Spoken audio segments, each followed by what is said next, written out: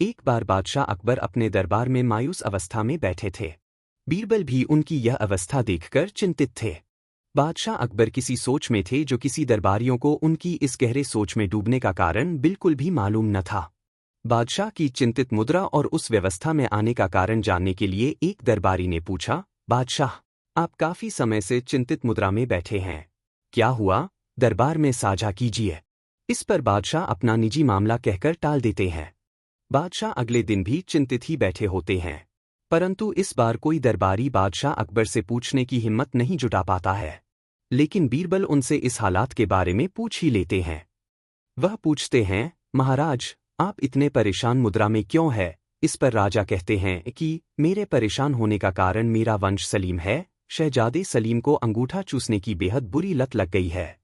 सलीम अधिकांश समय अपने अंगूठे को चूसते रहते हैं। जब उन्हें समझाते हैं तो भी वे हमारी बात का पालन नहीं करते। काफी जिद्दी बच्चे हैं। इस पर एक दरबारी ने सुझाव के रूप में एक संत के बारे में बताया और कहा कि यह संत बाबा काफी प्रसिद्ध हैं, इनके पास हर समस्या का हल है।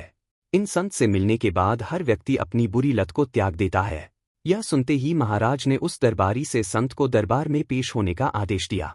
संत महल में आए। उनके बड़े बड़े केश एवं उन्होंने भगवा रंग के वस्त्र धारण किए हुए थे।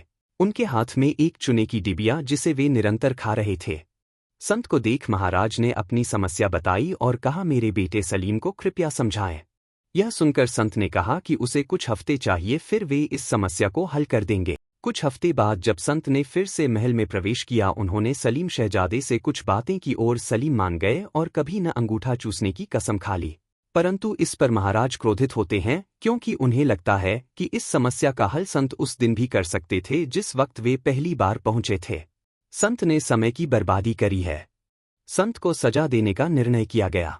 इस निर्णय में सब अकबर बादशाह से सहमत थे, परंतु बीरबल ने रोकते हुए कहा कि इसमें संत गलत नहीं, बल्कि संत तो महान है। उन्होंने कहा, जब संत पहली बार समस्या जानने के लिए पधारे थे तब उनको भी गलत लत्थी चुना खाने की।